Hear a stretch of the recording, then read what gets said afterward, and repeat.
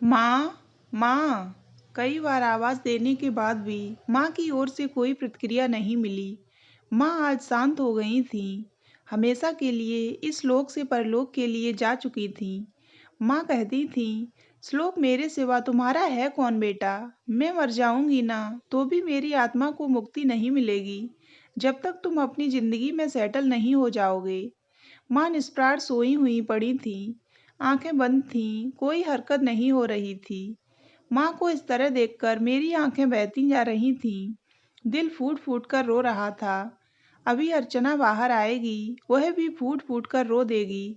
मैं चाह कर भी उसे आवाज़ नहीं दे पा रहा था, क्योंकि बीते 7 सालों में मुझे ऐसा एक दिन भी नहीं लगा कि अर्चना ने माँ को कभी सास भी माना हो और माँ ने अर्चना को कभी बहू।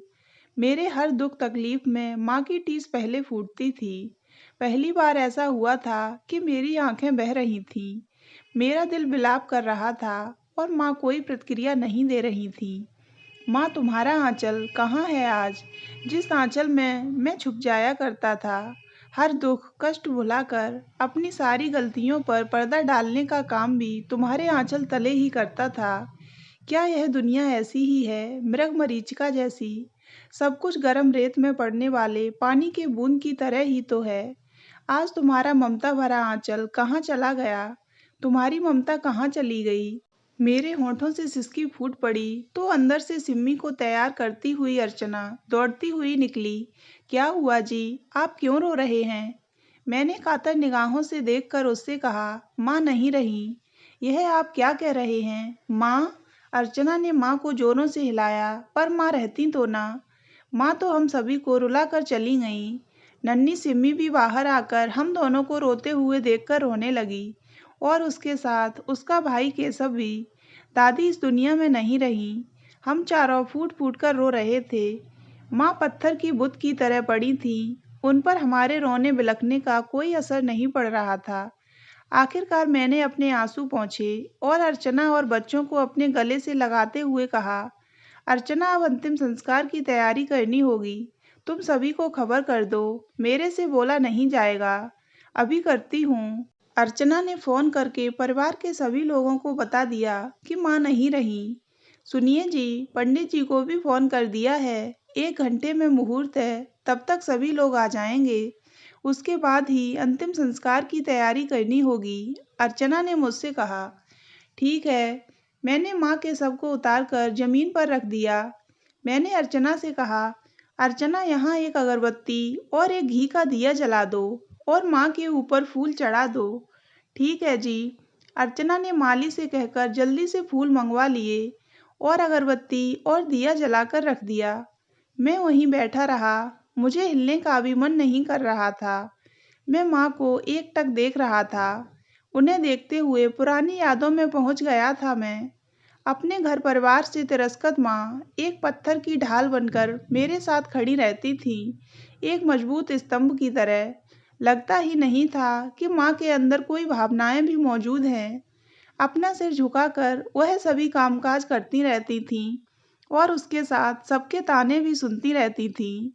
ऐसा लगता था जैसे कि मैं उनका जायज नहीं, नाजायज बेटा हूँ। मेरे सिर पर से पिता की छाया हट गई थी। पिता फौज में सिपाही थे। उनकी मौत के बाद हमारी, यानी मेरी और माँ की स्थिति बद से बदतर हो गई थी। दादी ने तो उन पर लांछन ही लगा दिया था कि मैं अपने पिता का बेटा हूँ ही नहीं। उनके साथ साथ ताऊ और चाचा भी दादी के साथ माँ को चरित्रहीन साबित करने में कोई कसर नहीं छोड़ते थे। लेकिन माँ ने कभी भी अपना मुंह नहीं खोला। पिताजी फौज में थे तो उस अनुकंपा पर माँ को कई सालों तक भाग दौड़ करने के बाद आंगनवाड़ी केंद्र में सहायक की नौकरी मिल गई। फिर माँ ने अपना स्थानांतरण दूसरे गांव में करा लिया था। मुझे बड़े होने के बाद यह पता चला कि माँ को घर से निकाल दिया गया था। मेरे पिताजी के हिस्से पर दोनों चाचा ताऊओं ने अपना हक जमा कर माँ और मुझसे नाता रिश्ता तोड़ दिया था। एक बार नौकरी लगने के बाद माँ भी कभी पीछे मुड़कर नहीं देखी थी। उन्होंने बड़ी मेहनत से, बहुत संघर्ष करके मुझे पढ़ाया लिखाया था। नौकरी के अलावा लोगों के, खास तौर पर महिलाओं और बच्चों के कपड़े सिलाई किया करती थी। उसके अलावा आस पड़ोस के लोगों के स्वेटर बुना करती थीं। बड़ी मेहनत से उन्होंने मुझे पढ़ाया और ऊंची शिक्षा दिलवाई। उन्हीं के कारण मैं आज एक बड़ी कंपनी में काम कर रहा हूँ और शानदार जिंदगी जी रहा हूँ। बचपन में जब भी दादी या चाचा किसी से भी डांट पड़ती थी तो मैं दौड़कर माँ के आंचल में छुप जाया करता था। माँ भी बड़े ही प्रेम से मुझे अपने आंचल में एक चिड़िया के बच्चे की तरह समेट लेती थीं। बड़े होने के बाद भी वह ममता की छाव मेरे लिए बरकरार थी। सुनिए जी, पंडित जी आ गए हैं।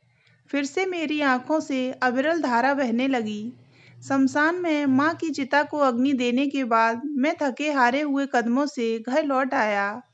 अब कहाँ माँ की ममता और प्यार भरा हुआ वह आंचल। मैं अनाथ हो गया। मैं बिलख उठा। पिछले 5 सालों से माँ कैंसर से जूझ रही थीं। वह हर पल दर्द के आगोश में रहती थीं। कोरोना वह दौर था जब अच्छे अच्छे लोगों की नौकरियां छूट रही थीं। उन बदनसीबों में मैं भी था। नौकरी छोड़कर मुझे अपने गांव वापस आना पड़ा, क्योंकि शहर में रहने के लिए मेरे पास ना तो उतने पैसे थे और ना ही कोई सुविधा। माँ ने अपना आंचल फैलाकर मुझे और मेरे बच्चों को अपना लिया था। वह 2 साल मैंने कैसे काटे मैं ही जानता हूँ। माँ की दी हुई शक्ति और हिम्मत ने मुझ में जज्बा भरा। एक दिन गुड़गांव की एक बहुत ही बड़ी कंपनी में मेरा सिलेक्शन हो गया। मैंने नौकरी ज्वाइन की और माँ की गिरती हुई सेहत ने मुझे डराना शुरू किया। एम्स में चेकअप कराने के बाद मुझे पता चला कि माँ को कैंसर हो गया है। सुनिए जी, माँ के तकिए के नीचे से एक चिट्ठी मिली है। आपका नाम लिखा है उन्होंने। मेरे घर आते ही अर्चना ने मुझसे कहा। स्नान और पूजा के बाद मैं माँ का अंतिम पत्र पढ़ने बैठा। चिरंजीवी मुन्ना, खूब खुश रहो। यह चिट्ठी तब खोलना जब तुम्हारी माँ अंतिम सांस छोड़कर ब्रह्म में समा जाएगी। बेटा, मुझे तो मुक्ति मिल ही नहीं सकती कभी भी, क्योंकि मैं हमेशा तुम्हारे आसपास ही रहूंगी। तुम खुश रहोगे तो ही मेरी आत्मा को खुशी मिलेगी। इसलिए मेरे जाने का दुख मत करना। मेरा आशीर्वाद हमेशा तुम्हारे साथ है। सदा सुखी रहो, तुम्हारी माँ। मेरी आंखें फिर से बहने लगीं। नहीं जी, रोइए मत। माँ ने रोने और दुख मनाने के लिए मना किया है ना। अर्चना मेरे आंसू पोंछते हुए बोली। हाँ, तुम ठीक कह रही हो, मैं रुंधे गले से बोला। मैंने भरी हुई अपनी आंखों से देखा। ऐसा लगा माँ अब भी वहाँ खड़ी हैं, मुस्कुराते हुए। तो दोस्तों, अगर आपको ये कहानी अच्छी लगी हो तो वीडियो को लाइक करें और ऐसी ही अन्य कहानियाँ सुनने के लिए हमारे चैनल को सब्सक्राइब अवश्य करें।